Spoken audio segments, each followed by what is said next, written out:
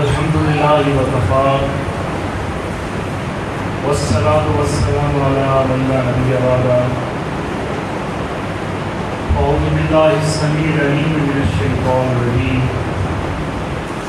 بسم الله الرحمن الرحيم. ولقد كرمنا بني آدم وحملناهم في البر والبحر ورزقناهم من الطيبات وفضلناهم على كثير ممن خلقنا تفضيلا. صدق الله العظيم.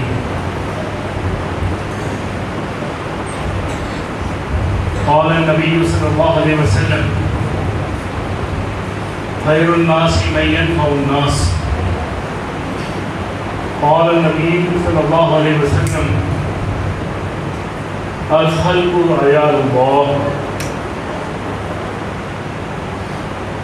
اللهم صل على محمد وعلى آل محمد كما صليت على إبراهيم وعلى آل إبراهيم إنك حميد مجيد.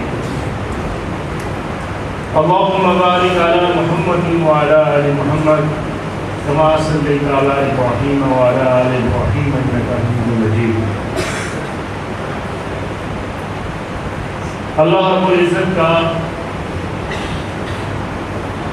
بہت بڑا احسان ہے کہ اس نے ہمیں ایمان اور صحت والی زندگی میں ایک بار پھر رمضان المبارک دیکھنا نصیب فرمایا. یہ اس کا بے پایا احسان ہے کہ اس نے ہمیں عبادات کے لیے، قیام اللیل کے لیے، روزوں کے لیے، صدقہ و خیرات کے لیے، انفاق فی سبیل اللہ کے لیے اس مہینے میں ہمیں خاص توفیق بخشی. کتنے ہی ایسے ہمارے عزیز و اقارب، دوست احباب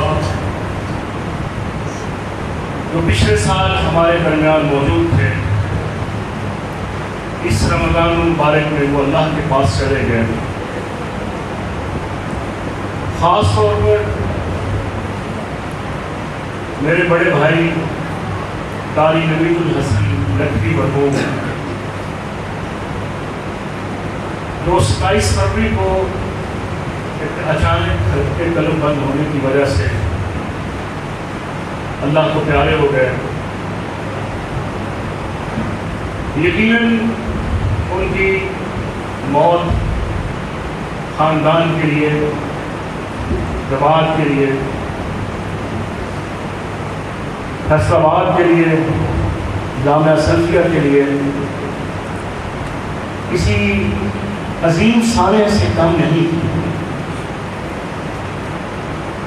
ساری زندگی انہوں نے قرآن کی تعلیم دی، قرآن پڑھا اور قرآن پڑھایا. خیرکم من تعلم القرآن وعلمہ کی وہ عملی تصریح ہے. یقیناً ہم سب نے کل نفس ذائقۃ الموت کے تحت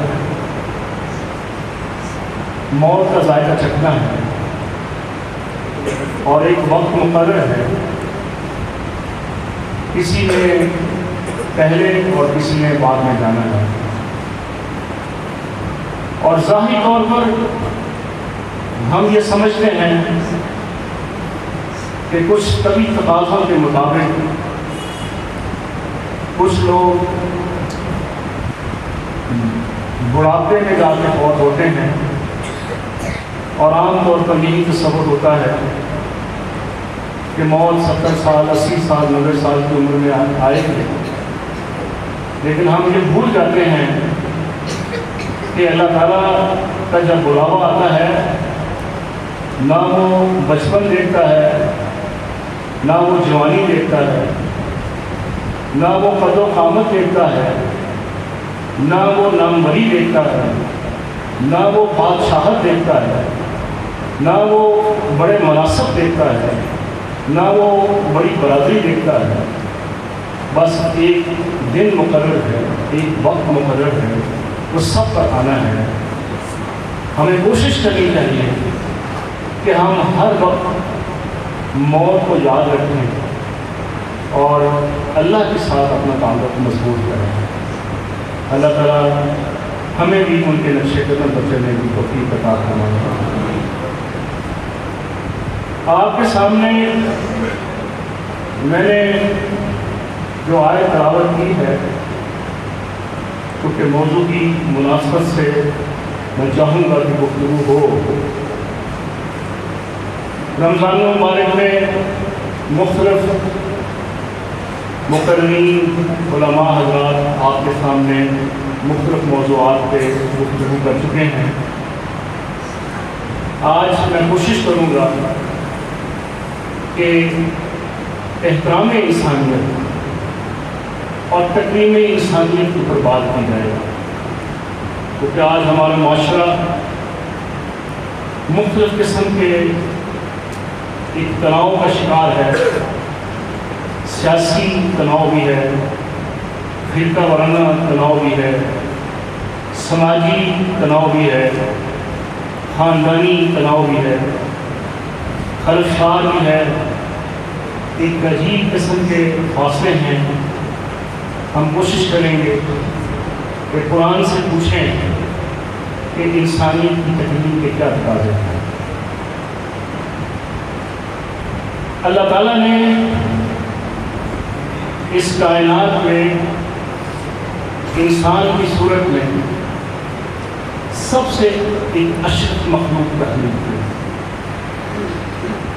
اور اس مخلوق کی تخلیق کے بعد اس سے بڑھ کر اور اس کی شان کیا ہو سکتی ہے کہ اللہ تعالیٰ نے فرشتوں کو حکم دیا کہ وہ انسان کو، آدم کو سجدہ کرے۔ اور جب ہم وَلَقَدْ كَرَّمْنَا بنی آدم کی بات کرتے ہیں تو یہ بات پیش نظر رہنی چاہیے کہ بنی آدم میں غیر مسلم بھی شامل ہیں، بنی آدم میں کافر بھی شامل ہیں، بنی آدم میں مشرک بھی شامل ہیں، بنی آدم میں عیسائی بھی شامل ہیں، بنی آدم میں یہودی بھی شامل ہیں۔ اور اس سے بڑھ کر اگر ہم بات کریں، کیونکہ ہم جس معاشرے میں رہتے ہیں یہاں بھی کچھ ڈویژن بن چکی ہیں، قبائلی بنیادوں پہ ڈویژن بن چکی ہے، مذہبی بنیادوں پہ ڈویژن بن چکی ہے، فرقوں کی بنیاد پہ ڈویژن بن چکی ہے، مسلکی عدالتوں کی بنیاد پہ ڈویژن بن چکی ہے۔ یہ سارے انسان، چاہے وہ مسلمان ہیں چاہے وہ غیر مسلم ہیں، سب اللہ تعالیٰ کے بندے ہیں، آدم کی اولاد ہیں، اور سب کو اللہ تعالیٰ نے عزت کی بنیاد پہ پیدا کیا ہے۔ اور اس آیت میں اللہ تعالیٰ نے فرمایا کہ ہم نے انسان کو فضیلت دی، ہم نے اسے ہر قسم کی نعمتوں سے سرفراز کیا، جو بھی دنیاوی زندگی میں ڈیزرٹ ہے اور سمندر کی سواریاں ہیں، خشکی اور سمندر کے سفائر ہیں، ہر قسم کی نعمت کو اللہ تعالیٰ نے ہم پہ مکمل کر دیا۔ اور نبی علیہ السلام کی مدنی زندگی کو اگر ہم دیکھیں، وہ ہمارے لیے ایک آئیڈیل تمدنی معاشرہ ہے۔ نبی علیہ السلام کی زندگی میں آپ کے بعد واقعات سے ہمیں یہ تعلیم ملتی ہے کہ آپ بلا تفریق نسل و مذہب انسان کی تکریم کیا کرتے تھے، اور کہا کہ خیر الناس من ینفع الناس، تم میں سے سب سے بہترین وہ ہے جو لوگوں کے لیے خیر خواہ ہے۔ اور بلا تفریق نسل و مذہب اللہ کے رسول نے انسان کی تکریم کی، تعلیم دی اور رس دی۔ ایک جنازہ نبی علیہ السلام کے سامنے گزرا. نبی علیہ السلام اس کے اکرام میں کھڑے ہو گئے. تو صحابہ نے کہا کہ یہ تو ایک غیر مسلم کا جنازہ ہے, کافر کا جنازہ ہے. نبی علیہ السلام نے فرمایا انسان تو ہے نا. اور اسی طرح حضرت سہل اور حضرت قیس سے بھی روایت ہے کہ ایک جگہ پہ انہوں نے بھی ایک یہودی کا جنازہ دیکھتے ہوئے اس کی عزت اور اسی کرام میں کھڑے ہو گئے. تو کسی نے کہا کہ یہ تو یہودی کا جنازہ ہے. تو صحابی نے کہا کہ ہم نے اپنی آنکھوں سے دیکھا تھا کہ نبی علیہ السلام کی ایک یہودی کے جنازے میں اس کی عزت اور اس کے اکرام کو لے کھڑے ہو گئے. بنیادی طور پر اسلام انسانیت کی فلاح و بہبود کا دین, انسانیت کی اشرفیت کو قائم رکھنے کا دین ہے. نبی علیہ السلام کے ساتھ ہی صحابہ کرام بھی ہمیں ایسے واقعات ان کی زندگیوں میں ملتے ہیں. حضرت ابو ذر رضی اللہ تعالیٰ عنہ کے حوالے سے ایک واقعہ ہے کہ آپ نے اپنے غلام کو بڑے ایک تنزیہ اور توہین امیز الفاظ کے ساتھ پکارا, اے کالی ماں کے بیٹے. نبی علیہ السلام کے پاس حضرت ابو ذر خود ہی چلے گئے. کہنے لگے یا رسول اللہ میں جذبات میں آ کے اپنے غلام کو اس طرح میں نے مخاطب ہو کے بات کی, اے کالی ماں کے بیٹے. ان کا رنگ بڑا کالا تھا. تو نبی علیہ السلام نے ابو ذر کے ان الفاظ کو پسند نہیں کیا اور کہا یہ تو گالی ہے. زمانہ جاہلیت میں اس طرح کی گالیاں دی جاتی ہیں. حضرت ابو ذر کو اپنی اس غلطی کا احساس ہوا اور بڑی بے چینی اور اضطراب کے ساتھ گھر پہنچے اور اپنے غلام کو بلایا اور کہا کہ زمین پہ لیٹ گئے. زمین پہ لیٹنے کے بعد اپنے غلام سے کہا کہ میرے منہ کے اوپر اپنا پاؤں رکھو. اس غلام نے کہا خیریت؟ انہوں نے کہا کہ میں نے آپ کو کالی ماں کے بیٹے کے ساتھ پکارا تھا اور میں اپنے اندر اتنا زیادہ مضطرب ہوں اور اتنا بے چین ہوں, میں آپ کا پاؤں اپنے منہ میں دیکھنا چاہتا ہوں تاکہ مجھے یہ ایک اندازہ ہو کہ ابو ذر تو نے اپنی زبان سے کیا الفاظ ادا کیے. اس سے بڑھ کر انسانیت کی ایک تصویر اور توہین کیا ہو سکتی ہے. یہ کیفیت ہوتی صحابہ کرام کی.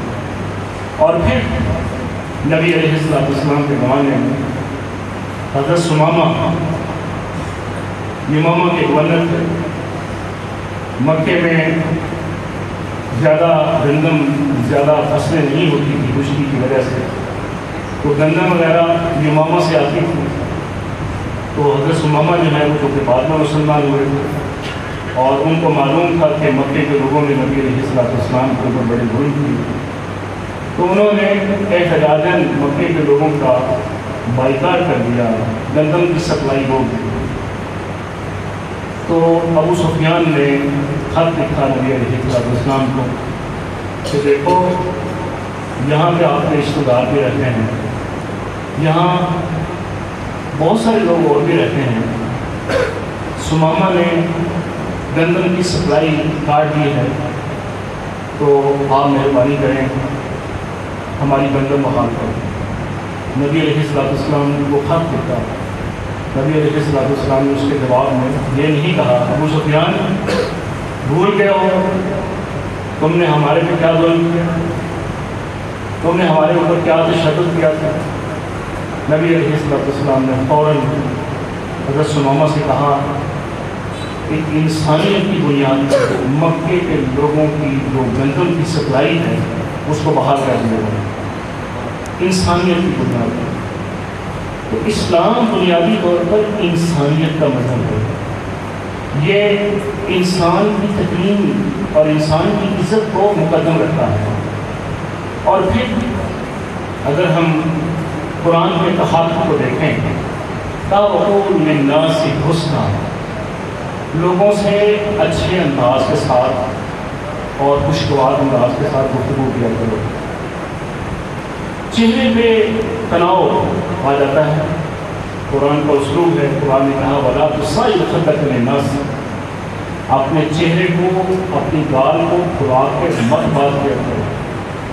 چہرے پہ خندہ پیشانی ہونی چاہیے, چہرے پہ کشادگی ہونی چاہیے.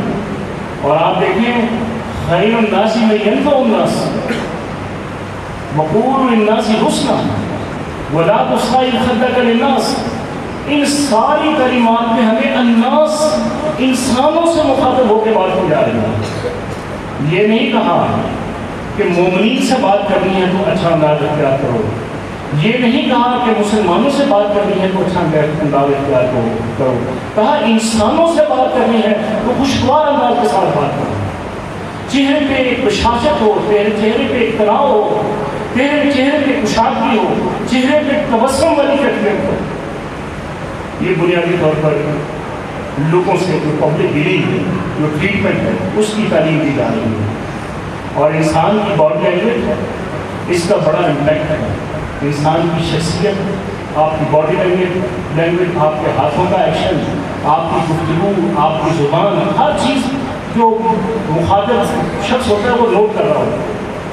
اور کسی مفکر نے کہا کہ انسان کی جو باڈی لینگویج ہے, اس کا امپیکٹ اور اس کا اثر دوسرے انسان کے اوپر 60% اس کے اثرات مرتب ہوتا ہے.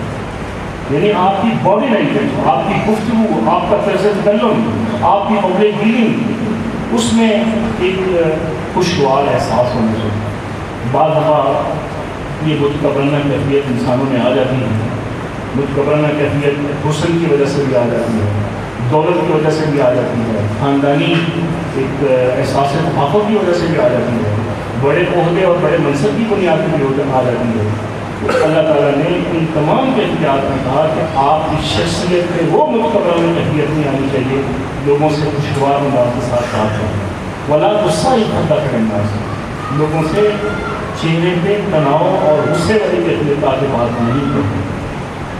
اور فرمایا کہ ولا تغضض من صوتك, اپنی آواز کو آہستہ رکھا جائے, اپنی آواز کو آہستہ رکھا کرو. آواز بھی ایک قسم کی باڈی لینگویج ہے. بعض دفعہ لوگ اپنی ایک شخصیت کو دوسرے کے اوپر حاوی کرنے کے لیے بہت زیادہ ایک گلے کے زور پہ بات کو منوانے کی کوشش کرتے ہیں. اللہ نے اس انداز کو بھی پسند نہیں کیا. اور پھر آپ دیکھیں اسلوب قرآن کا کیا ہے, وَقُولُوا لِلنَّاسِ حُسْنًا وَلَا تُصْعِرْ خَدَّكَ لِلنَّاسِ, یعنی لوگوں کے ساتھ پبلک ڈیلنگ میں آپ کا انداز متکبرانہ نہیں ہونا چاہیے. اور پھر یہ تعلیم یہیں تک محدود نہیں ہے. سورۃ الحجرات میں اللہ تعالیٰ نے بڑا خوبصورت ایک سماجی اور اخلاقی ضابطہ دیا ہے, جس میں ہمیں یہ تعلیم دی گئی ہے کہ آپ نے لوگوں سے بات کیسے کرنی ہے, لوگوں سے ڈیلنگ کیسے کرنی ہے, آپ کا رویہ کیسے ہونا چاہیے. یہ ساری تعلیمات ہمیں سورۃ الحجرات میں ملتی ہیں. سورۃ الحجرات کی تعلیمات کچھ اسلامی ریاست مدینہ کی تشریف پا چکی ہے, اور لوگوں کی ذہنی اور فکری اور اخلاقی تربیت جو ہے وہ کی جا رہی ہے. اور ظاہر ایمان والوں سے مخاطب ہو کے بات کی گئی ہے, اور ایمان والوں کی ذہنی فکری اور اخلاقی تربیت کی جا رہی ہے.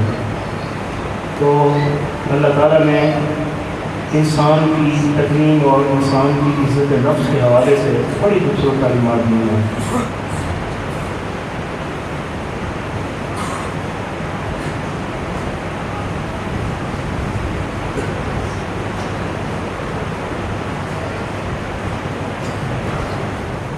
یا ایھا الذین آمنوا لا یسخر قوم من قوم عسیٰ ان یکونوا خیرا منہم ولا نساء من نساء عسیٰ ان یکن خیرا منہن ولا تلمزوا انفسکم ولا تنابزوا بالالقاب بئس الاسم الفسوق بعد الایمان ومن لم یتوب فاولئک هم الظالمون.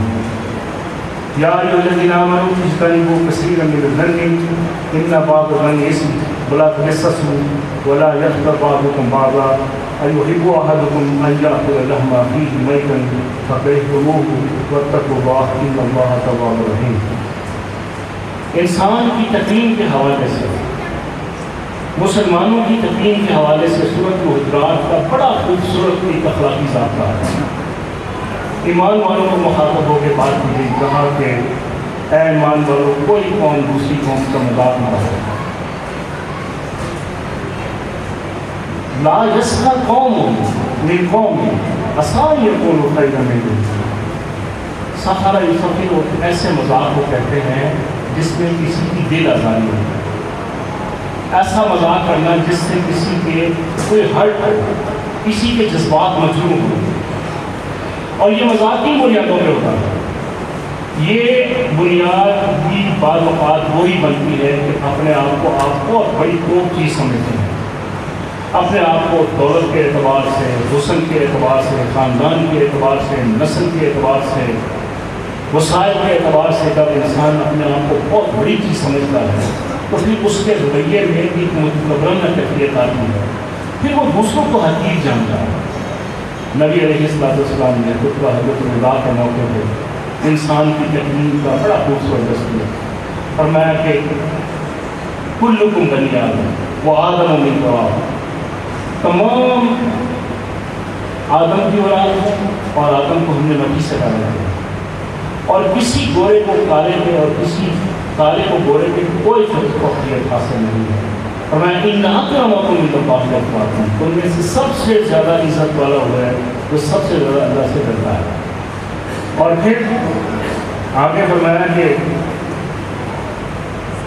وَلَا تَلْمِزُوا أَنفُسَكُمْ وَلَا تَنَابَزُوا بِالْأَلْقَابِ، کہ تم اپنے آپ کو تانے بھی نہیں دیا کرو اور تم ایک دوسرے کے برے القاب بھی نہ رکھا کرو۔ آپ دیکھیں نبی علیہ السلام نے زندگی میں دو ایسے واقعات رونما ہوئے جس سے ہمیں یہ پتہ چلتا ہے کہ آپ کی جو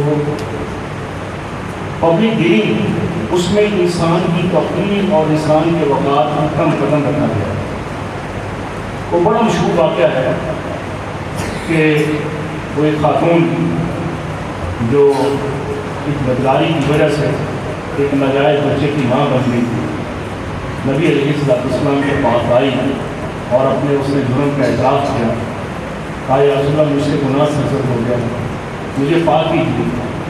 نبی علیہ السلام نے اس کو واپس بھیج دیا، کہا ابھی بچہ چھوٹا ہے، جب بچہ بڑا ہوگا تو میرے پاس آنا، پھر آپ کو سزا ملے گی۔ چنانچہ وہ کچھ عرصے کے بعد آئی، بچہ بڑا ہوا، اس کے ہاتھ میں ایک لقمہ تھا اور ثابت کرنے کے لیے کہ بچہ بڑا ہو گیا، مجھے آپ پاک نہیں، تو نبی علیہ السلام نے اس کو سنسار کیا۔ آپ دیکھیں اسلام کی تعلیم کیا ہے، آپ نے اس سے یہ نہیں پوچھا کہ آپ کا تعلق کس کے ساتھ تھا، آپ کا ناجائز تعلق کس کے ساتھ تھا اور یہ ناجائز بچہ کس کا ہے، یہ نہیں پوچھا۔ یعنی اسلام کے مزاج کو آپ دیکھیں کہ یہ پوری جگہ نہیں ہے، یہ تجسس میں نہیں رہتا، یہ کھوج نہیں لگاتا۔ ہمارے ہاں تو مخالفین کے خلاف FIR ہوتی ہے تو ہم پورا ٹبر ہی نامزد کر دیتے ہیں اور اتنی نفرت اور اتنے تعصب کا اظہار کرتے ہیں۔ نبی علیہ السلام نے اس کی اس ذمہ میں کوئی تشویش، کوئی تفتیش نہیں کی کہ آپ یہ بتاؤ کہ تیرا تعلق کس کے ساتھ ہے، یعنی اس کو بھی ایک پردہ اور ایک اس کے گناہ کو بھی چھپانے کے حوالے سے کہا تھا اور پھر کہا کہ اس کو کوئی تانا نہ دے، کوئی اس کے بارے میں منفی گفتگو نہ کرے، بڑا تنازع ہوا، بے سر اس کو خصوص بعد ایمان۔ اور پھر ایک اور دوسرا واقعہ حضرت حلال بن امیہ، آپ دیکھیں کسان ہیں، صحابی ہیں، سارا دن کھیتوں میں کام کرتے ہوئے شام کو جب گھر لوٹتے ہیں تو دیکھتے ہیں کہ کوئی غیر مرد ہے گھر میں اور ان کی بیوی کے ساتھ ایک ناجائز مراسم اختیار کیے۔ نبی علیہ السلام کے پاس حلال بن امیہ گئے اور کہا یا رسول اللہ میں 4 گواہ کہاں سے لاؤں؟ ظاہر ہے سزا دینے کے لیے اسلام نے 4 گواہوں کا ایک معیار مقرر کیا ہے۔ نبی علیہ السلام نے اس کو واپس بھیج دیا اور کہا کہ میرے پاس آپ کے اس مسئلے کا فوری حل نہیں ہے، میں اللہ سے رابطہ کرتا ہوں، دعا مانگتا ہوں، یقیناً اللہ تعالیٰ اس معاملے میں ہماری رہنمائی فرمائے گا۔ تو کچھ دنوں کے بعد سورہ النور کی جو 99 کی آیات ہیں، آیت نمبر 11 سے لے کے 16 تک، وہ آسمان سے نازل ہوئی اور اللہ تعالیٰ نے اس قانون میں میاں بیوی کو قسموں کی بنیاد پر ایک دوسرے کے ساتھ جو بھی معاملہ ہے، الزام ہے یا صفائی ہے، اس کے لیے کہا آپ 4 بار اللہ کی قسم اٹھاؤ اور 5ویں بار کہو کہ مجھ پہ اللہ کی لعنت ہو اگر میں جھوٹا ہوں۔ تو حضرت بلال حلال بن امیہ کو بلایا گیا۔ نبی علیہ السلام نے قرآن کے اس قانون کے مطابق ان سے وہ کیس جو ہے اس کا حل کیا۔ تو لیکن آپ دیکھیں کہ حلال بن امیہ کی بیوی کے ساتھ جس مرد کو آپ نے دیکھا حضرت حلال بن امیہ نے، نبی علیہ السلام نے اس کی تفتیش نہیں کی، اس کی تشویش نہیں کی، کیس رپورٹ ہی نہیں ہوا، رجسٹرڈ نہیں ہوا، نامزد نہیں ہوا۔ تو اللہ تعالیٰ کے اس قانون کے مطابق ان دونوں کے درمیان علیحدگی ہوگی۔ حلال بن امیہ کی بیوی سے یہ نہیں پوچھا گیا کہ وہ مرد کون تھا، وہ بندہ کون تھا جس کا آپ کے ساتھ ناجائز تعلق ہے۔ چیزوں کو چھپا کے رکھا، چیزوں کو پردے میں رکھا، انسانیت کی تقریم۔ اور پھر آپ سے کی پرسنل فیلنگ دیکھیں، ایک پرسنل فیلنگ ہوتی ہے، قانون الہی ہوتا ہے، حد ہوتا ہے، اس کی تو معافی نہیں ہو سکتی، اس کا اطلاق ہوتا ہے۔ آپ دیکھیں مائع رسول یہ صحابی ہیں، ان سے خطا ہوتی ہے، ان سے یہ بدتمیزی ہوتی ہے۔ نبی علیہ السلام کے پاس گئے، ہائے یا رسول اللہ مجھ سے یہ گناہ سرزد ہو گیا ہے، مجھے آپ پاک کیجیے۔ نبی علیہ السلام نے اس کی اس بات کو سن کے تو اچھا نہیں فیل کیا، پسند نہیں فرمایا کہ یہ کیا کہہ رہا ہے۔ تو پوچھا کہ باعث کیا بات کر رہا ہے، کیا تو ہوش و آواز کے ساتھ بات کر رہا ہے؟ اس نے کہا یا رسول اللہ میں بڑے ہوش و آواز کے ساتھ بات کر رہا ہوں، مجھ سے یہ گناہ سرزد ہو گیا ہے۔ تو آپ نے پوچھا کہ انہیں کوئی نشہ وشہ تو نہیں کر رہا تھا، انہیں کوئی شراب تو نہیں پی رہے تھے، کیا بات کر رہا ہے؟ تو مائع رسول نے کہا کہ میں بالکل ہوش و آواز کے ساتھ اپنے لوگوں کا احترام کر رہا ہوں۔ تو وہ صحابہ بیٹھے تھے، کہا ان سے کہا کہ اس کا منہ سن لیں، کہیں یہ نشے میں تو نہیں بات کر رہا۔ تصدیق ہو گئی کہ نہیں، بالکل اس نے کوئی شراب نہیں کی رہی۔ چنانچہ نبی علیہ السلام نے مائع رسول کو قرآن کے اس قانون جو قاعدہ حد ہے اس کی روشنی میں کہا کہ اس کو سنسار کر دو، شادی شروع تھا ہمارے۔ تو آپ دیکھیں کہ جب نبی علیہ السلام کے اس آرڈر کے بعد صحابہ کرام نے اسے سنسار کرنے کے لیے باہر لے کے گئے تو اس نے دوڑ لگایا، صحابہ کرام نے پیچھے پڑ کے اس کو پتھر مارے، اور جب وہ پتھر اس کے اوپر برس رہے تھے کہتا ہائے میرے دوست نے مجھے برباد کیا، ہائے میرے دوستوں نے مجھے برباد کیا۔ نبی علیہ السلام کو مائع رسول کے ان الفاظ سننے کے بعد آپ کو تھوڑا سا تجسس ہوا کہ مائع کی کیا بات کر رہا ہے۔ تو جب پتہ چلا کہ مائع رسول خود نبی علیہ السلام کے پاس نہیں آ رہا تھا، اس کے دوستوں نے اس کو مجبور کیا تھا کہ جاؤ نبی کے پاس اپنے جرم کا اعتراف کرو۔ تو نبی علیہ السلام کی پرسنل فیلنگز دیکھیں، آپ دیکھیں کہ اس کو کیسے ٹریٹ کیا، یہ پرسنل فیلنگ ہے۔ کہا کاش مائع کے دوست اس کو میرے پاس نہ دے۔ اور پھر جب یہ پتہ چلا کہ مائع کو جب پتھر مارے جا رہے تھے تو وہ بھاگ گیا تھا، نبی علیہ السلام نے فرمایا جب وہ بھاگ گیا تھا تو اس کو بھاگ لینے دیں، اس کے پیچھے پڑ کے آپ نے پتھر کیوں مارا؟ یعنی یہ پرسنل فیلنگس ہیں۔ کیس رجسٹرڈ ہوا ہے، اس نے اعتراف جرم کیا ہے، حد اس کے اوپر لاگو ہوئی ہے، لیکن آپ اس کیس کے ساتھ جڑے ہوئے دیگر سرکمسٹانسز کو دیکھیں کہ نبی علیہ السلام کی پرسنل فیلنگس کیا ہیں۔ یعنی چیزوں کو ہائی لائٹ کرنا، چیزوں کو بہت زیادہ اشتہار لگانا، بہت زیادہ پروپیگنڈا کرنا، ہمارے یہاں یہ عام روش ہے۔ ہم دوسرے کی کریکٹر اسیسینیشن کے لیے ایک منٹ نہیں لگاتے۔ آج کل سوشل میڈیا کا زمانہ ہے، کریکٹر اسیسینیشن اتنی خوفناک حد تک بڑھ گئی ہے، عام کمنٹس ہوتے ہیں، عام تبصرے ہوتے ہیں، یہ فلاں کے ساتھ ہے، یہ فلاں کے ساتھ ہے۔ نبی علیہ السلام نے ان تمام امور میں انسانیت کی تقریم اور انسانیت کا جو ایک خاص عزت اور وقار ہے اس کو ہمیشہ مقدم رکھتا ہے. اور یاد رکھیں قرآن مجید کی جتنی بھی سزائیں ہیں ان سزاؤں میں قرآن نے کہا وَلَكُمْ فِي الْقِصَاصِ حَيَاةٌ يَا أُولِي الْأَلْبَابِ، اے ارباب اختیار و اقتدار، ان قصاص ان سزاؤں میں لائف، ان میں حیاتی ہے. حیاتی کیسے ہے؟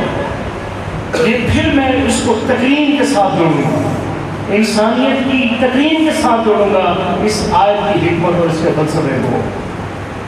آپ دیکھیں کہا چور کے ہاتھ کاٹے جائیں، کہا قاتل کو پھانسی دی جائے گی، کہا جو بدکار شادی شدہ ہوگا اس کو سنسار کیا جائے گا. ظاہری طور پر یہ سزائیں بڑی سخت ہیں، بڑی تکلیف دہ ہیں. مغربی دنیا اس پروپیگنڈا کرتی ہے یہ بڑی وحشیانہ سزائیں ہیں نعوذ باللہ. لیکن قرآن اسے وحشیانہ سزائیں نہیں کرایا.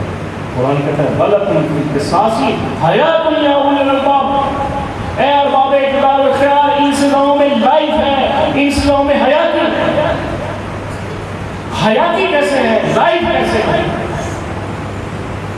جب ایک چور کے ہاتھ کاٹے جا رہے ہوتے ہیں تو یہ میسج سوسائٹی کو جاتا ہے لوگوں کے مال اور لوگوں کی دولت کی حفاظت مقصود ہے.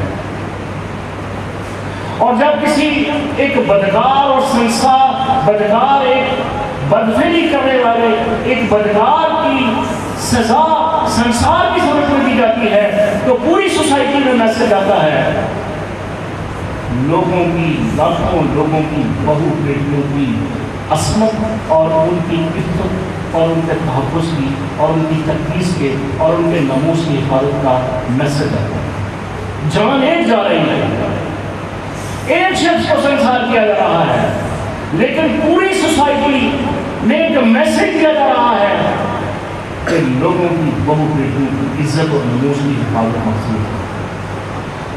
ایک چور کے ہاتھ کاٹے جا رہے ہیں، میسج مقصود کیا ہے کہ پوری سوسائٹی کو باور کرانا خبردار آئندہ کسی نے چوری کی، آئندہ کسی نے ڈکیتی کی، اس کے بھی اسی طرح ہاتھ کاٹے جائیں.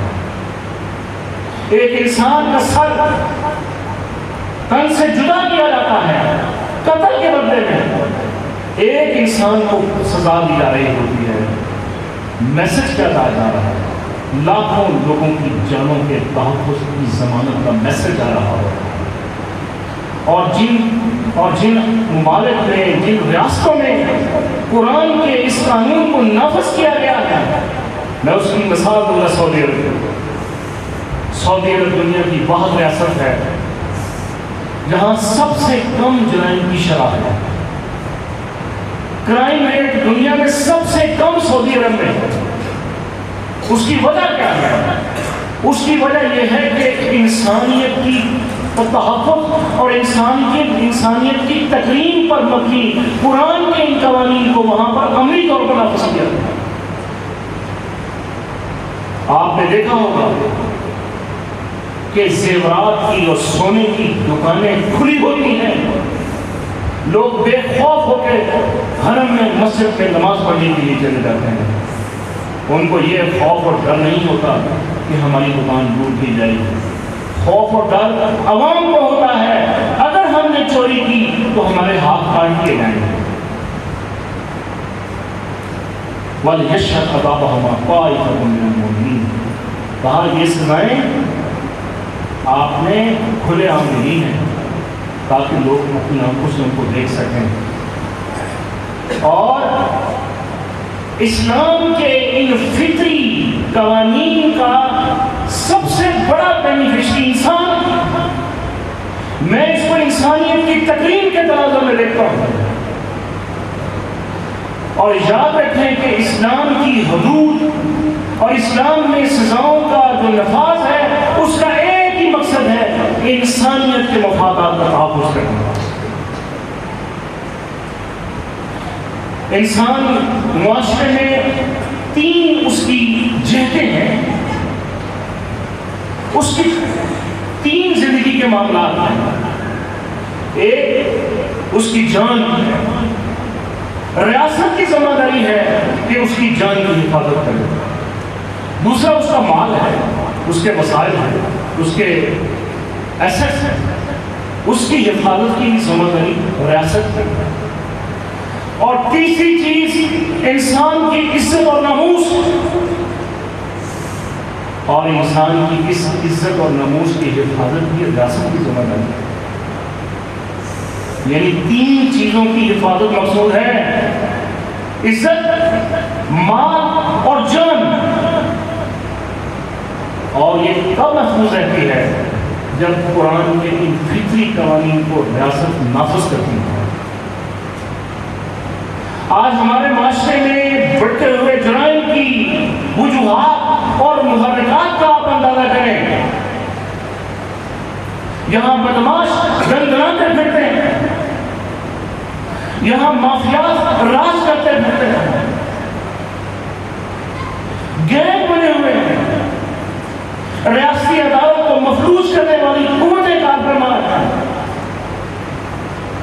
لوگ کہتے ہیں وکیل کرنے کی کیا ضرورت ہے، جج کر لیتے ہیں. انصاف بیسیکلی ریاست جو ہوتی ہے اس کی کامیابی کی ضمانت وہاں کا نظام عدل ہوتا ہے.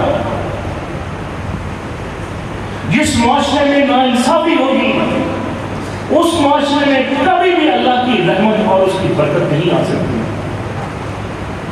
قرآن نے جتنی بھی سخت سزائیں بیان کی ہیں اس کا ایک ہی مقصود ہے کہ انسانیت کی تکریم.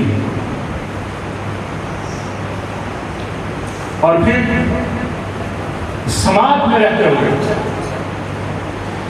ایک سوشلی اس کو پروٹیکٹ کیا گیا ہے.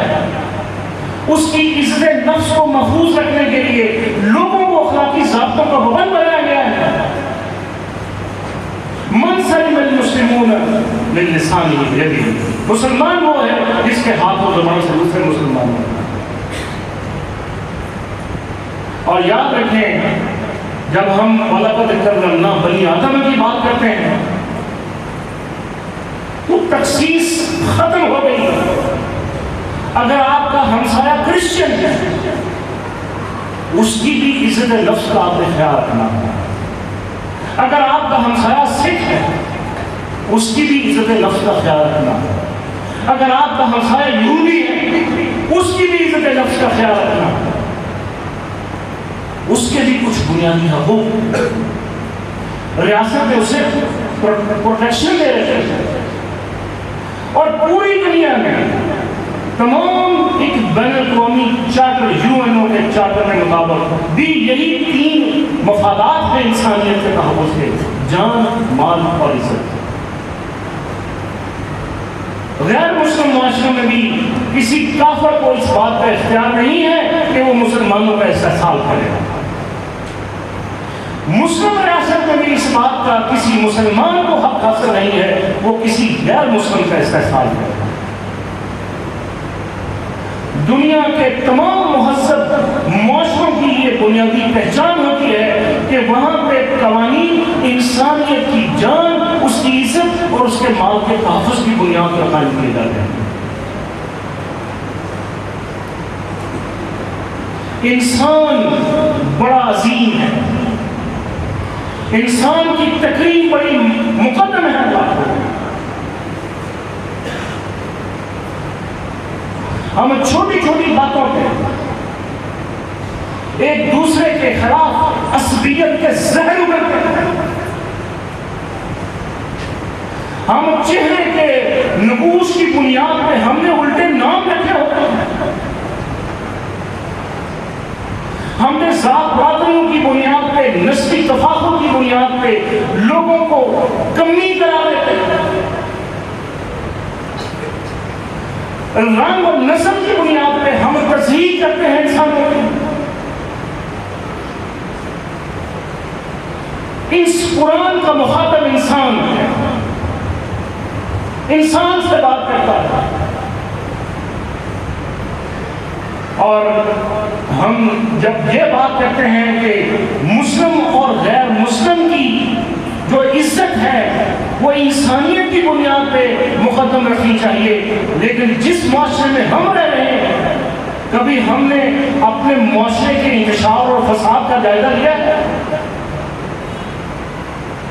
مسئلے کی بنیادوں پہ ہم ایک دوسرے کے اوپر کفر اور قتل کے فتوے صادر کرتے ہیں. ہم فقہی بنیادوں پہ ایک دوسرے کو گستاخ قرار دیتے ہیں.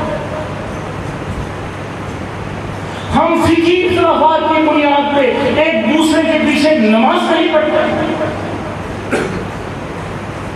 قرآن انسان کی بات کر رہا ہے، ہم نے تفرقوں کی بنیاد پہ انسانوں کو تقسیم کر دیا معاشرے میں. یہ وہابی ہے، یہ دیوبندی ہے، یہ بریلوی ہے، یہ شیعہ ہے. قرآن کہتا ہے وَلَقَدْ كَرَّمْنَا بَنِي آدَمَ. قرآن تو پوری انسانیت کی تکریم کی بات کرتا ہے. ہم نے یہ ڈویژن قائم کر لی، ہم نے یہ لکیریں کھینچ لی، ہم نے یہ تعصبات کے ایک زہر معاشرے میں ڈال دیا. آج معاشرے کو محبت کی ضرورت ہے، معاشرے کو اخوت کی ضرورت ہے، معاشرے کو بھائی چارگی کی ضرورت ہے. آج پاکستان کی سلامتی، پاکستان کی صالحیت، اس کی بقا، ہمیں بڑی امید ہے کہ اللہ نہ کرے اس کی بقا اور اس کی سلامتی کو خطرہ درپیش ہو. لیکن میرے بھائیوں، میرے بزرگوں، میرے عزیزوں، ہمیں اپنے رویوں کے اوپر غور کرنا ہوگا، اپنی اصلاح کرنی ہوگی کہ ہم اس معاشرے کو کس قسم کی ایک پولیٹیکلی پولرائزیشن کی طرف لے کے جا رہے ہیں. قرآن انسان کی عزت نفس کے تحفظ کی بات کرتا ہے.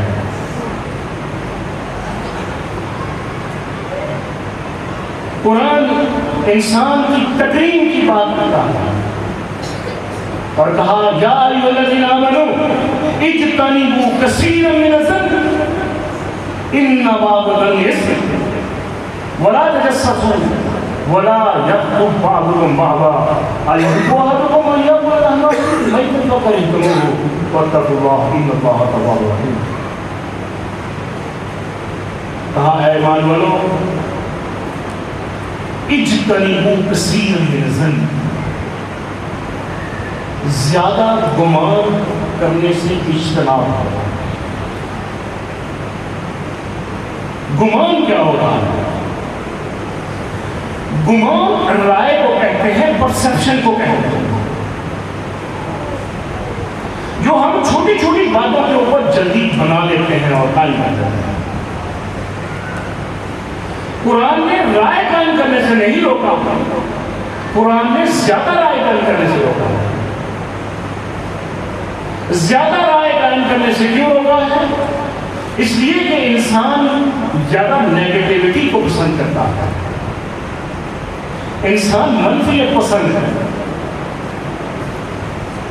ہم فوراً رائے قائم کر لیتے ہیں. کوئی آدمی بڑا تیار شار ہو کے گیا ہے، بڑا اس نے ٹو پیس پہنا ہوا ہے، بڑی زبردست قسم کی ڈریسنگ کی ہوئی ہے، ہم اس کے بارے میں رائے قائم کر لیتے ہیں. ہاں یہ آج وہاں جا رہا ہے،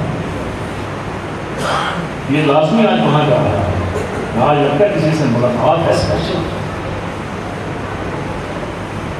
نیگیٹیوٹی، منفیت پسندی، ایسے ہی پیچھے کرتے رہنا. میں دیکھوں یہ کہاں جا رہا،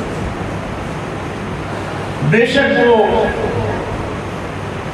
دہی لینے کے لیے جا رہا ہوں، نہیں یہ وہاں جا رہا ہے، مجھے پتا یہ وہاں جا رہا ہے. نیگیٹو، منفیت پسند، زیادہ رائے قائم کرنے سے روکا. رائے قائم کرنے سے نہیں روکا، زیادہ رائے قائم کرنے سے روکا. کیوں؟ ہم نیگیٹیوٹی کو پسند کرتے ہیں، ہمارے اندر منفیت زیادہ ہے، پازیٹیوٹی کم.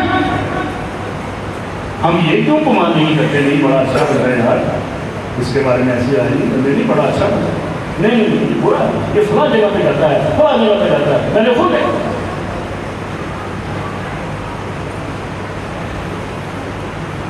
اللہ اکبر، کتنی خوبصورت کلمات ہیں، انسان کی عزت نفس اور اس کے وقار کے تحفظ کی کتنی خوبصورت تعلیم ہے۔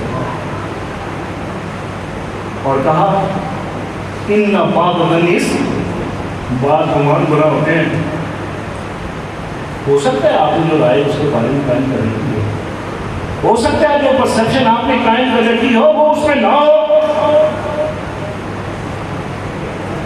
ان بعض الناس، یقیناً بعض گمان گناہ ہوتے ہیں۔ اور کہا بیس الاسم فسوق بعد الایمان، وہ پچھلی آیت میں کہا اور اس آیت میں کہا ولا تجسسوا، اور جاسوسی نہ کیا کرو، ایک دوسرے کی ٹو میں نہ لگے رہا۔ یہ بھی انسانیت کے وقار اور عزت کے تحفظ کی ایک خوبصورت تعلیم ہے۔ کون کہاں جا رہا ہے، کون کیا کر رہا ہے، یہ ہمارے معاشرے میں جو ایک سماجی تناؤ ہے اس کی بہت بنیادی وجہ یہ ہے کہ ہم نیگیٹیوٹی کی بنیاد پہ انسانوں کی جاسوسیاں کرتے ہیں۔ اور انسان کی عزت، اس کی چادر اور چار دیواری کے تحفظ کی تعلیم دیکھیں نبی علیہ السلام نے کیا دی۔ فرمایا اگر آپ کے گھر میں کوئی دیوار کے اوٹ سے یا دروازے کے سوراخ میں سے جھانکنے کی کوشش کرتا ہے،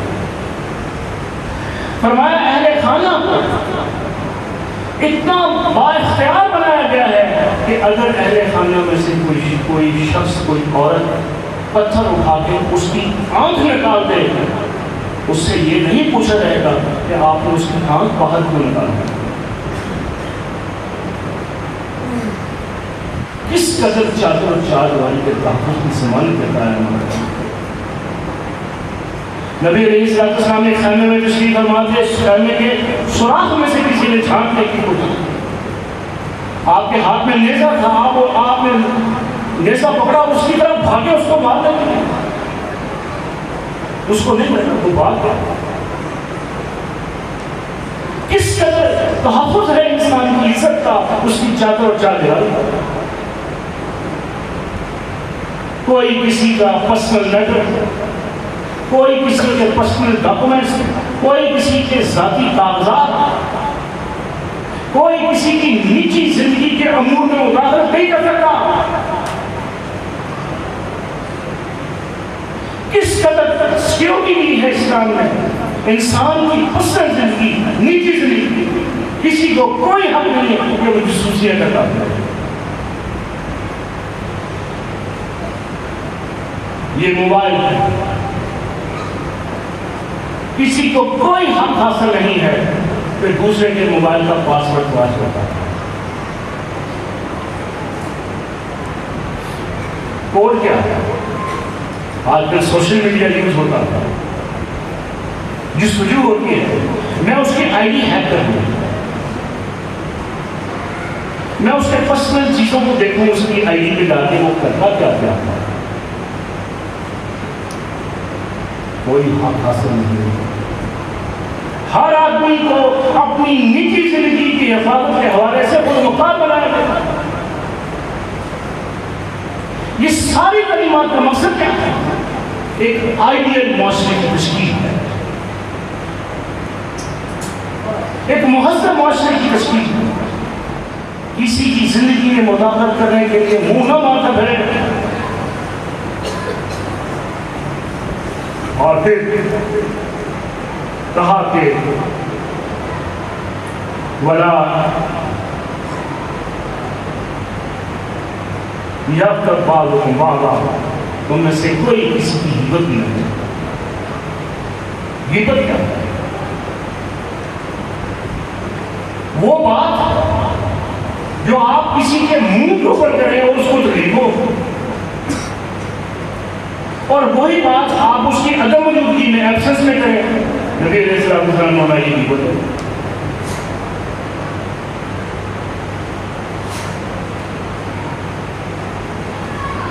ایک صحابی نے نبی علیہ السلام نے پوچھا کہ یا رسول اللہ اگر واقعہ وہ برائی اس کے اندر موجود ہوتا بھی، فرمایا یہی تو غیبت ہے ورنہ بہتان ہوتا۔ اللہ، انسان کی عزت اور اس کی تکریم کی حفاظت کا کتنا خوبصورت ضابطہ ہے۔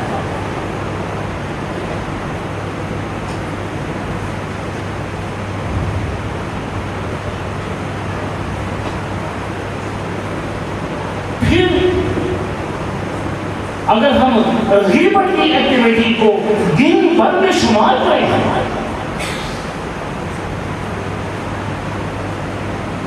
تو انسان اپنی غیبتیں شمار نہیں کر سکتا۔ ہم کتنی غیبتیں کرتے ہیں، ہم کس طرح اپنی مجالس میں اپنے مخالفین کو کس طرح اس کی کریکٹر اسیسینیشن کرتے ہیں۔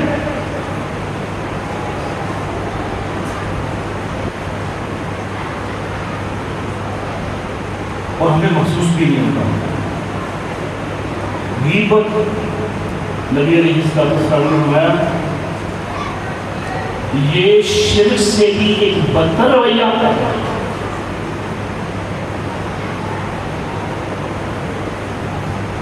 کیوں بدتر رویہ ہے؟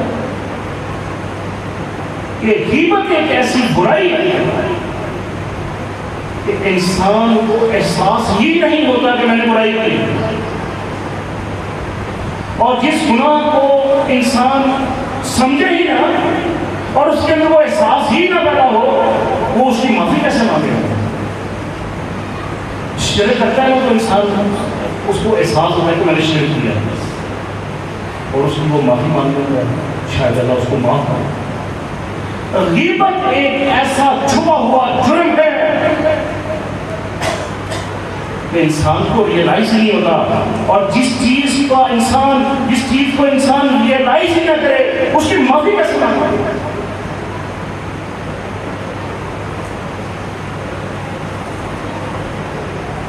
انسانیت کی تقریم۔ اور پھر اصل میں غیبت زبان کا چسکا ہے۔ محفلیں ہوتی ہیں، مجلسیں ہوتی ہیں، گپیں لگ رہی ہیں، ہم دوست ابھی اٹھ کے گیا ہے ہماری محفل سے، چائے پی رہا تھا، ابھی وہ اٹھ کے گیا ہے، جو ہی وہ کمرے سے باہر نکلا ہے ہم نے اس کی برائی کر دی، یہ ایسا ہے، یہ ایسا ہے، یہ بڑا چاول ہے، یہ بڑا کمینہ ہے، یہ ہے وہ۔ غیر محسوساتی طور پر انسان کی زبان سے دوسرے انسان کے خلاف برائی کی بنیاد پہ ڈسکشن، یہ مجلسوں کو گرم کرنا، یہ زبان کا چسکا۔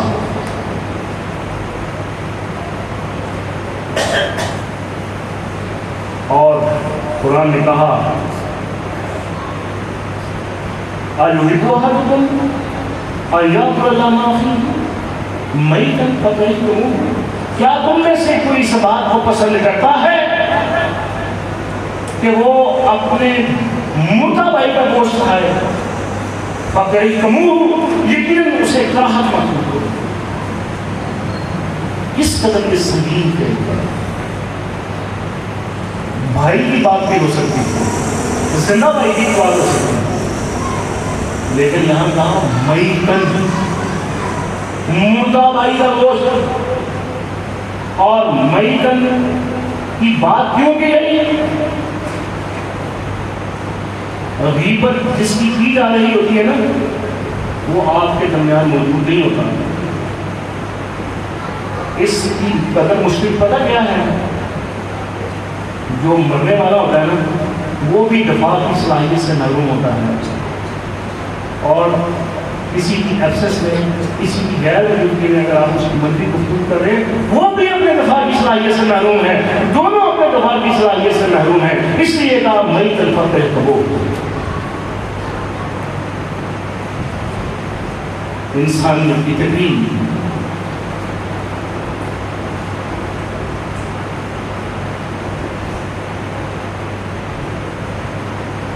اور شدت کیا ہے، وعید کیا ہے، گناہ کی سنگینی کا اینڈ کیا ہے. کہاں غیبت کرنے والے جہنم میں ان کا منظر یہ ہوگا کہ ان کے بڑے بڑے پیتل کے ناخن ہوں گے اور وہ اپنے چہروں کو نوچ سکیں گے.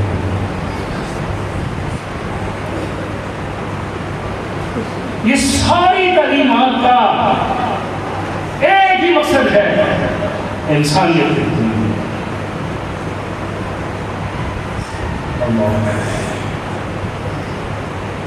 ہمارا دین انسانیت کا نمبردار ہے.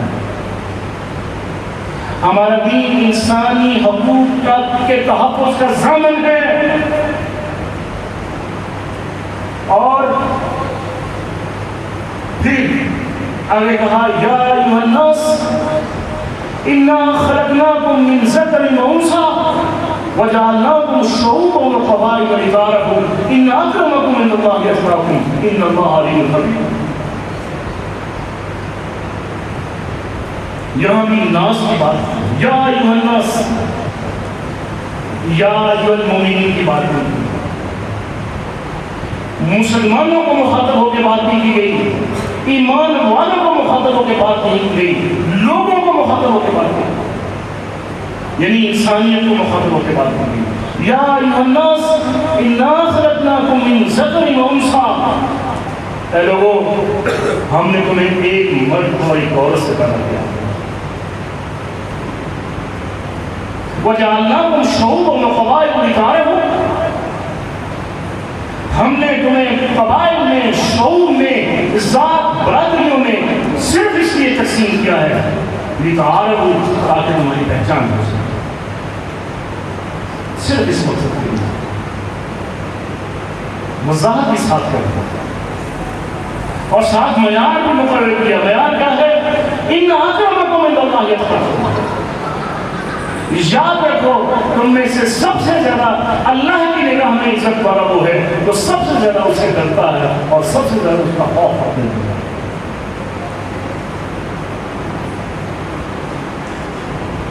محض کسی کے ظاہری کمزور، لاچاری، مفلسی، میلے کپڑے، اجڑے ہوئے بال، ٹوٹی ہوئی جوتی،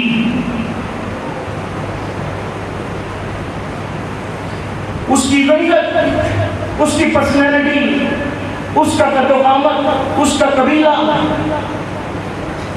اس کی بنیاد پہ آپ اس کی تصدیق نہیں کر سکتے. آپ اس کی تحقیر نہیں کر سکتے.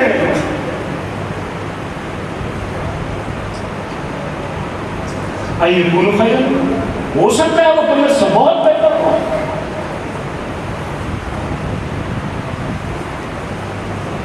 اور پھر عورتوں کو الگ سے تعلیم دی، عسیٰ یکون خیرا منہن، کہ عورتیں بھی ایک دوسرے کے بارے میں منفی گفتگو مت کیا کریں.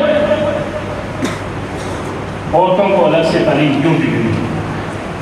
اس لیے دی گئی کہ عورتوں میں کمزوری زیادہ ہے. عورتیں وہی باتیں نہیں کریں.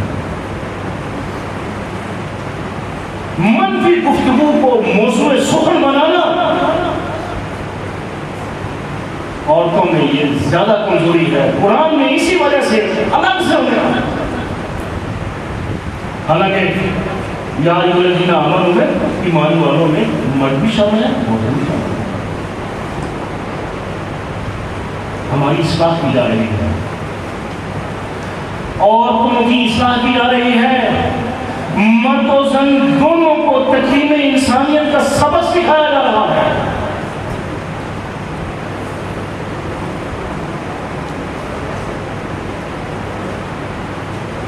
دنیا میں اسلام صرف واحد مذہب ہے جو سب سے زیادہ انسانیت کا علمبردار ہے. آپ اندازہ کر سکتے ہیں کہ نبی علیہ السلام کو جس خطے میں مبعوث کیا گیا، دنیا کی جہادوں کا مرکز تھا.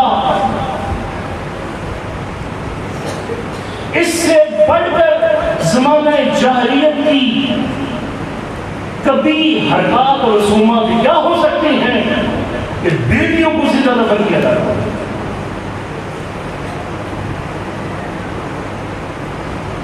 انسانوں کی منیاں لگتی تھی جس طرح ہمارے ہاں جانوروں کی منیاں لگتی تھی. انسان بیٹھتے تھے منیوں میں.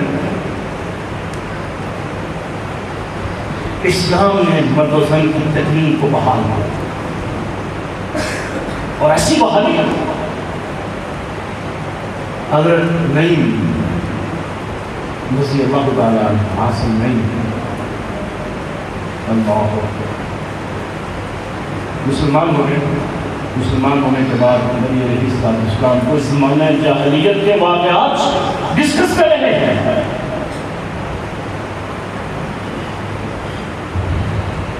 کہا میں نے اپنی 8 بیٹیاں دفن کی. اللہ انسانیت کی تذلیل کا اس سے خوفناک منظر تاریخ میں نہیں ہو سکتا. ماحول کیا تھا؟ جس کے گھر میں بیٹی پیدا ہوتی تھی اسے غیرت کہا جاتا تھا.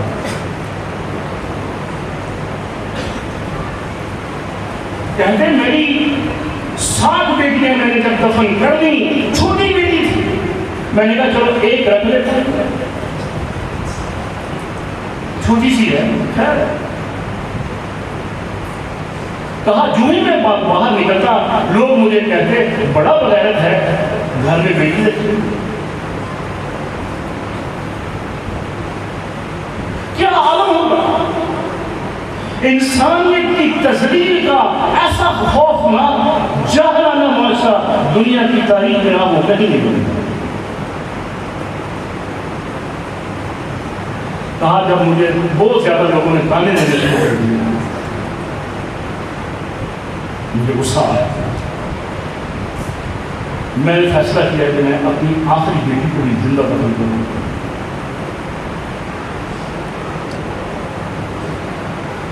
اب حضرت قاسم نعیم نبی علیہ السلام کے سامنے منظر بیان کرے ہیں.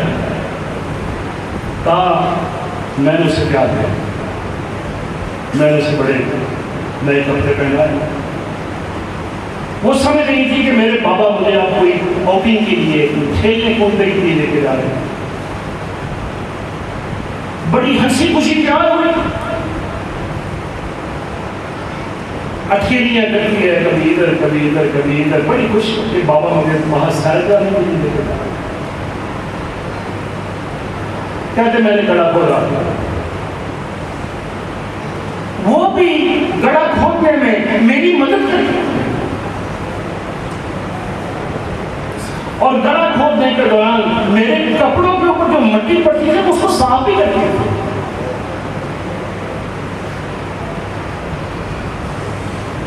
اور وہ یہ سمجھ رہی ہے یہ میرے ساتھ وہ میرے بابا کو کھیل کھیل رہے ہیں. کہا میں نے آہستہ آہستہ گڑھا جب کھول دیا سائز کا ہو گیا کہ میں اس کو اس گڑھے میں دفن کر سکتا. میں نے اس گڑھے کے اندر اس کو کھڑا کر دیا. وہ پھر یہی سمجھ رہی ہے کہ میرے ساتھ میرے بابا کھیلتے ہیں.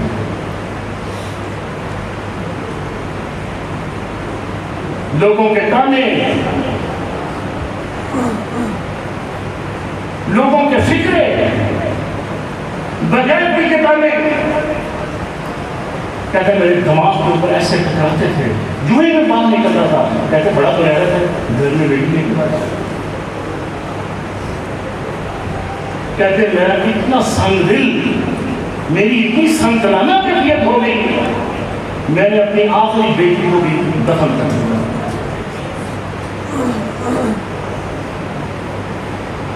جب وہ بیان کر رہے ہیں واقعہ, نبی علیہ السلام کی آنکھوں سے آنسو جاری, آپ کی داڑھی مبارک آنسوں سے تر ہو گئی.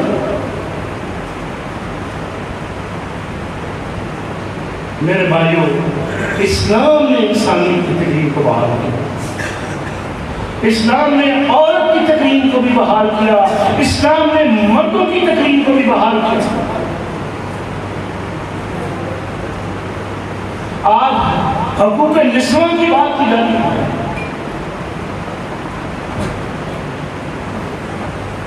عورت کے حقوق کی آزادیوں کی بات کی جاتی ہے۔ نبی علیہ السلام نے فرمایا جس نے 2 بیٹیوں کی صحیح معنوں میں تربیت، انہیں پالا، انہیں پڑھایا، ان کی حقوق پورے کیے، فرمایا جنت میں وہ میرے ساتھ اس طرح ہوگا جس طرح یہ 2 انگلیاں آپس میں جڑی ہیں۔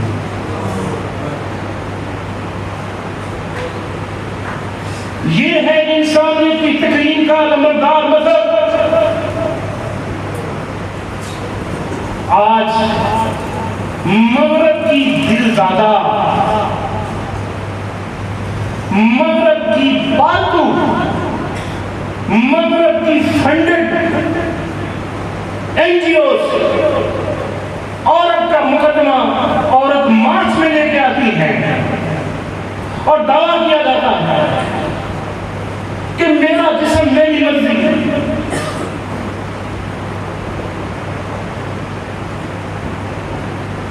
شاید مصیبت یہ ہے کہ اسلام کو ہم نے پڑھا ہی نہیں، اسلام کو مولویوں کا دین سمجھ لیا گیا، اسلام کو چند داڑھی والے اور پگڑی والوں کا دین سمجھ لیا گیا، اسلام کو کمپلیٹ کوڈ آف لائف ہے، ایک مکمل ذاتہ حیات ہے، اور اس کی تعلیم طبقاتی تعلیم نہیں ہے، تمام انسانیت کو مخاطب کر کے یہ بات کرتا ہے۔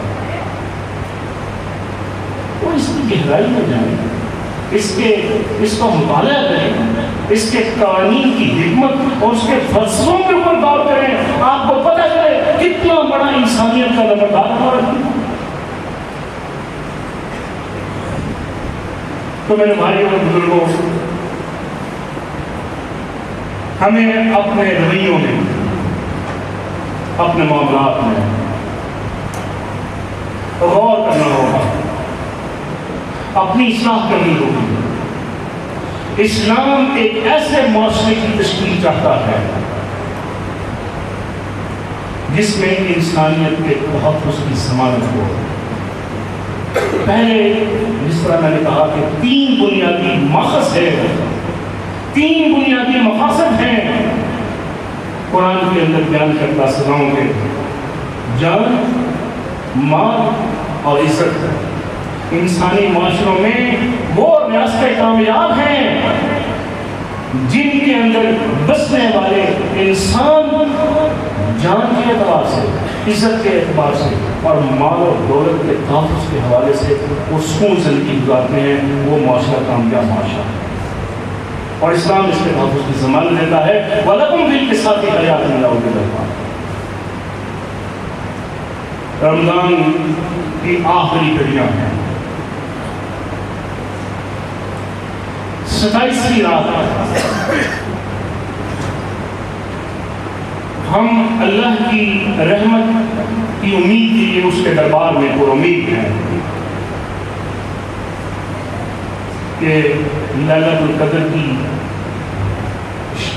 دعا کو ہے۔ ویسے تو ہم کوئی تعین نہیں کر سکتے کہ کون سی رات لیلۃ القدر کی رات ہے، کوئی بھی رات لیلۃ القدر کی رات ہو سکتی ہے۔ اگر آج لیلۃ القدر کی رات ہے جو 1000 مہینوں سے بہتر ہے، ہم اس کی جستجو میں یہاں بیٹھے ہیں، مقصد کیا ہے کہ ہم اپنے گناہوں کو معاف کریں۔ من صام رمضان ایمانا واحتسابا غفر له ما تقدم من ذنبه، یہی مقصد ہے۔ لیکن میرے بھائیوں، یاد رکھنا، اللہ تعالیٰ نے عبادات کا ایک مقصد رکھا ہے۔ ہر عبادت جو بھی قرآن نے عبادت بیان کی ہے اس کے آخر میں ایک مقصدیت کو بیان کیا ہے. ہمارا یا الذین آمنوا کتب علیکم الصیام کما کتب علی الذین من قبلکم لعلکم تتقون. روزے پہلی امتوں کو بھی فرض کیے گئے تھے اور ہم پھر بھی فرض کیے گئے. مقصد کیا ہے؟ لعلکم تتقون، تاکہ ہم پرہیزگار بن جائیں، تاکہ ہم نیک بن جائیں. ہمیں زندہ جو قومیں ہوتی ہیں وہ اپنا محاسبہ کھلے دل سے کرتی ہیں. کیا آج ہماری سوسائٹی کو ملے ہیسن قوم یہ محاسبہ نہیں کرنا چاہیے کہ وہی آپ سیکھیں مسلم، ہم موسمی مسلمان ہیں.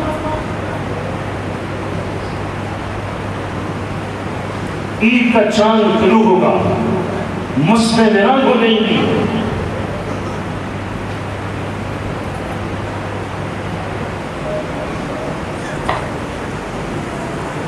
وہ کہاں گیا لعلکم تتقون؟ اس کا مطلب کہ ہم نے رمضان رسمی طور پر ادا کیا. ان الصلاۃ تنہی عن الفحشاء والمنکر. نماز کی مقصدیت کیا ہے؟ کہ یہ فحش و منکرات سے روکی. اگر آپ نے نماز پڑھنے کے باوجود فحش و منکرات کی زندگی اور اس گناہوں کی دلدل میں اپنے آپ کو رکھا تو پھر نماز آپ نے نہیں پڑھی، آپ نے عبادت نہیں کی، آپ نے عادت میں ایکٹیویٹی کی. کیونکہ اگر آپ نے نماز پڑھی ہوتی تو پھر آپ دو نمبریاں نہیں کر سکتے. دکان میں جا کے ملاوٹ والی چیزیں نہیں کر سکتے. دکان پہ جا کے ناپ تول میں کمی نہیں کر سکتے. گلیوں اور بازاروں میں بد کلامی نہیں کر سکتے اگر آپ نے صحیح معنوں میں نماز ادا کی ہو. اور روزہ کیا خوبصورت عبادت ہے. الصوم لی وانا اجزی بہ.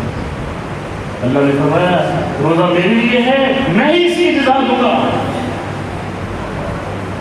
کیوں کہا؟ اس لیے یہ بندے اور اللہ کے درمیان واحد ایک ایسی عبادت ہے جو سب سے زیادہ رازداری پر مبنی ہے. رازدارانہ عبادت ہے. آپ مسجد میں آئے ہیں، سب کو پتہ ہے کہ آپ نماز پڑھیں. آپ زکوٰۃ ادا کر دیتے ہیں، کسی کو اور پتہ نہ چلے، جس کو آپ زکوٰۃ دے رہے ہیں اس کو تو کم از کم پتہ چلتا ہے کہ مجھے زکوٰۃ دینی ہے. آپ حج ادا کرنے گئے ہیں، احرام کا لباس پہنا ہوا ہے، سوشل میڈیا پہ اپنی تصویریں شیئر کرتے ہیں، پوری دنیا کو پتا چل رہا ہے کہ آپ حج کا رکن ادا کر رہے ہیں، جہاد کر رہے ہیں. سب مجاہد اپنی ایک یونیفارم پہنتا ہے، جیکٹ پہنتا ہے، بندوق پہنتا ہے، ایک خاص قسم کی گیٹ اپ اختیار کرتا ہے، فوج میں شامل ہوتا ہے، لشکر جا رہا ہے، اونٹ پہ سوار ہے، ٹینک پہ سوار ہے. پتہ چل رہا ہے جہاد کا.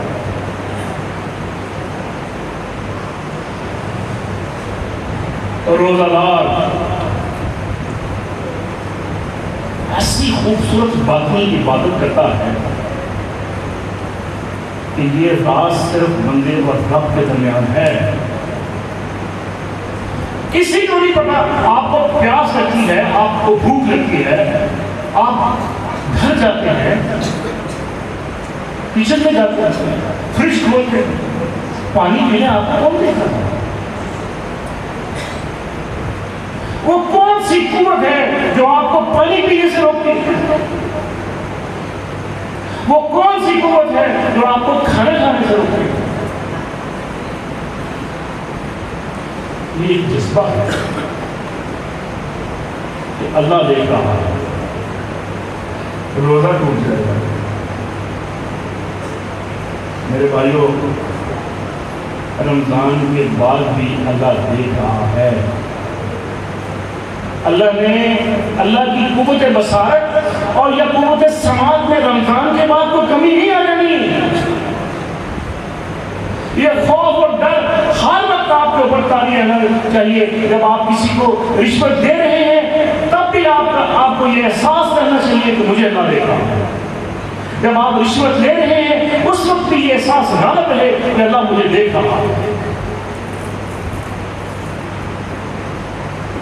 جب آپ کسی کی پراپرٹی پہ قبضہ کر رہے ہیں، جب آپ کسی کی جائیداد پہ قبضہ کر رہے ہیں، جب آپ کسی کو دھوکہ دے رہے ہیں، یہ احساس ایک مومن کے اندر غالب رہنا چاہیے کہ مجھے اللہ دیکھ رہا ہے۔ یہ ہے مقصد عبادات کا۔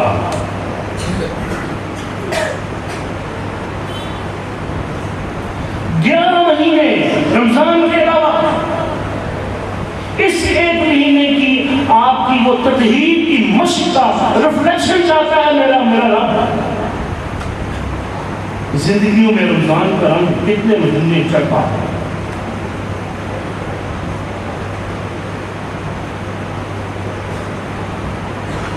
اپنے رویے، اپنے معاملات، ہر وقت اللہ کا خوف اور ڈر آپ کے دماغ پہ غالب رہنا چاہیے۔ آپ یہ جذبے اپنے اندر پیدا کر رہے ہیں۔ خدا کی قسم ہمارا معاشرہ دنیا میں آئیڈیل معاشرہ بن سکتا ہے۔ آج مہنگائی کیوں ہے؟ رمضان میں ماشاءاللہ حاجی صاحب بڑے تاجر ہیں، بڑی ماشاءاللہ گاڑی، بڑی ٹوپی، بڑی بکری، ماشاءاللہ تاجر ہیں۔ 5 ٹرک چینی کے ذخیرہ کر رکھے ہیں، ماشاءاللہ صاحب کیا ہوا؟ گندم ذخیرہ کر رکھے ہیں، ماشاءاللہ صاحب کیا ہوا؟ بڑے مشکوں کو چندے دیے جا رہے ہیں، بھینس دیے جا رہے ہیں، ماشاءاللہ سب آگے آگے آؤ، آگے آگے ماشاءاللہ۔ کاروبار کیا ہے؟ ذخیرہ میں۔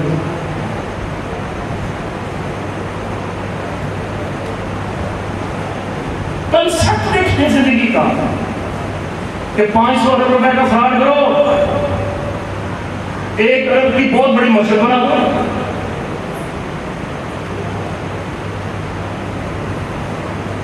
ایک بہترین ہاسپٹل بنا دو، خیراتی اسپتال بنا دو، لنگر خانے کھول دو، ماشاءاللہ انصاف سماجی شخصیت کیا بات۔ اس کو دھوکہ دے رہا ہے۔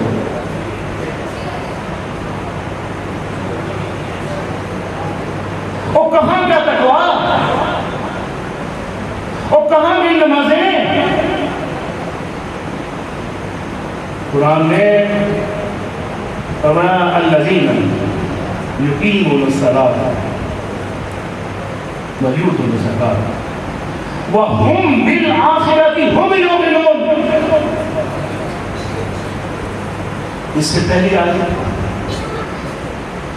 الف لام میم، تلک آیات الکتاب الحکیم ہدی ورحمۃ للمحسنین الذین یقیمون الصلاۃ ویؤتون الزکاۃ وہم بالآخرۃ ہم یوقنون۔ الذین یقیمون الصلاۃ، کیا کرتے ہیں؟ نماز ادا کرتے ہیں۔ ویؤتون الزکاۃ، زکات ادا کرتے ہیں۔ وہم بالآخرۃ ہم یوقنون، یہی ہے صحیح معنوں میں آخرت۔ کبھی اس آیت کے اوپر غور کریں، تفسیر کا مطالعہ کریں، مطالعے کا رجحان فروغ پانا چاہیے، تفسیروں کا مطالعہ کریں۔ بڑا خوبصورت کمبینیشن ہے قرآن کا۔ قرآن نے جہاں بھی صلاۃ کی بات کی وہیں صلاۃ کی بات۔ کبھی گہرائی میں جا کے سوچیں کہ اس کمبینیشن کی جو معنویت ہے، اس امتزاج کے اندر کیا پیغام کشیدہ ہے۔ یقیمون الصلاۃ کی جامع تعبیر کو اگر ہم دیکھیں تو یہ حقوق العباد کا بہترین مظاہرہ ہے، حقوق اللہ کا بہترین مظاہرہ ہے۔ اور وَيُؤْتُونَ الزَّکَاۃ کی جامع تعبیر دیکھیں تو یہ حقوق العباد کا بہترین مظاہرہ ہے۔ ساتھ ساتھ نماز بھی پڑھنی ہے، لوگوں کے حقوق بھی ادا کرنے ہیں، اور جو برابر حقوق اللہ اور حقوق العباد ادا کرتے ہیں وَهُمْ بِالْآخِرَةِ هُمْ يُوقِنُونَ، وہی صحیح معنوں میں آخرت پر یقین رکھتے ہیں، ورنہ وہ دو نمبر دھوکے باز اور فراڈی ہیں۔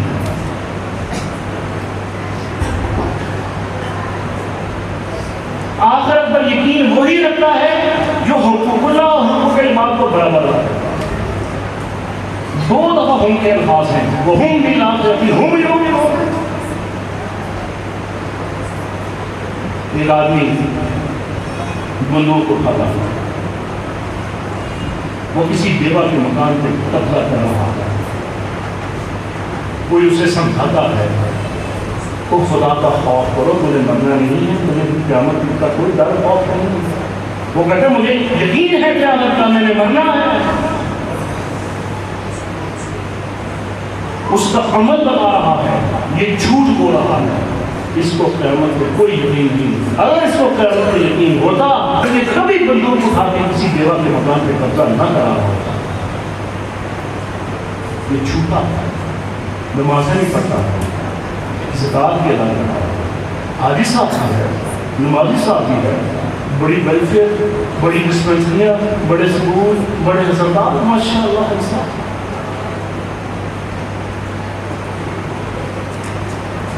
جھوٹا فراڈیا،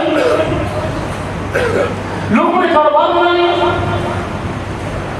لوگوں نے ویلفیئر کی آڑ میں اپنے گناہوں کو چھپانے کے لیے ان ایکٹیویٹیز کو بطور شیلٹر استعمال کرنا شروع کیا۔ یہ کیسے ہو سکتا ہے؟ ماشاء اللہ اتنا بڑا لنگر ہے، 10,000 بندہ لنگر میں کھانا کھاتا ہے، اور دوسری سائڈ پہ اربوں روپے کی زمین پہ قبضہ کرا۔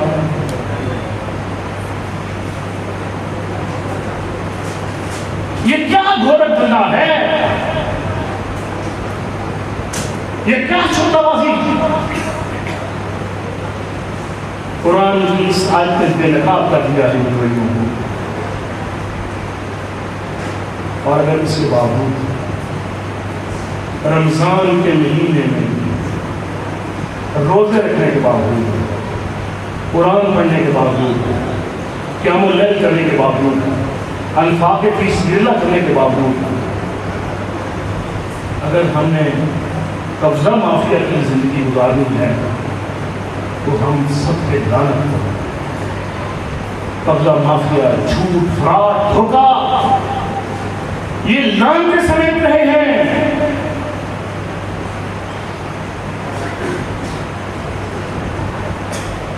اس لیے میرے بھائیوں، یہ ایک تجدید عہد کا مہینہ ہے، یہ تجدید عہد کی راتیں ہیں، اور اللہ سے کمٹمنٹ کر لیں، اللہ سے معاہدہ کر لیں، آج تجدید کر لیں، اور تجدید پکی کرنی ہے، جیسے کہ قرآن کا تقاضا ہے إِلَّا مَنْ تَابَ وَآمَنَ وَعَمِلَ عَمَلًا صَالِحًا فَأُولَٰئِكَ يُبَدِّلُ اللَّهُ سَيِّئَاتِهِمْ حَسَنَاتٍ وَكَانَ اللَّهُ غَفُورًا رَحِيمًا۔ پکا وعدہ کرنا ہے، پکی اصلاح کرنی ہے، دو نمبر نہیں کریں۔ اور آپ صدق دل سے توبہ کریں گے، اپنے گناہوں کے ندامت اور شرمندگی کا احساس اپنے اندر پیدا کریں گے، تو اللہ کا پھر بڑا سچا وعدہ ہے۔ اللہ کہہ رہے ہیں بدی اللہ حسن کے آپ حسنات، میں تمہارے گناہوں کو بھی نیکیوں میں تبدیل کرتا ہوں۔ وَقَالَ اللَّهُ غَفُورًا رَحِيمًا، وہ بہت زیادہ معاف کرنے والا اور رحم کرنے والا۔ ڈپینڈ کرتا ہے اور میں آخری بات کروں گا، اللہ سے رابطے کے لیے کسی چیزیں کی ضرورت نہیں،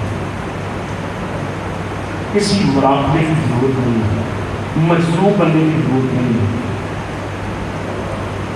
نہ تو وہ 100 بندوں کا قاتل جس کو اللہ نے معاف کر دیا تھا، نہ اس نے کوئی مراقبہ کیا تھا، نہ اس نے کوئی چیلا کاٹا تھا، اور نہ ہی جس نے ساری زندگی کفن چوری کیے اس نے بھی کوئی چلا نہیں کاٹا تھا، اس نے بھی کوئی کفن نہیں، اس نے بھی کوئی اللہ کے سامنے مراقبے نہیں کیے تھے کفن چور میں۔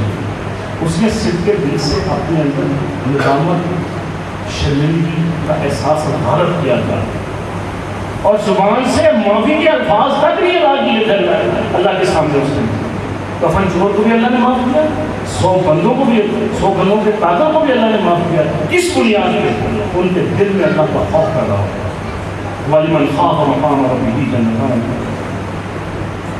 آئے سب مل کے حد کریں کہ ہم نے عبادات کو، فلسفے کو سمجھنا ہے، روزے کی مقصود کو سمجھنا ہے، قرآن کے نزول کی مقصود کو سمجھنا ہے، اور اپنے اندر انسانیت سے محبت کے جذبوں کو فروغ دینا ہے، حقوق اللہ اور حقوق العباد کو برابر ادا کرنا ہے۔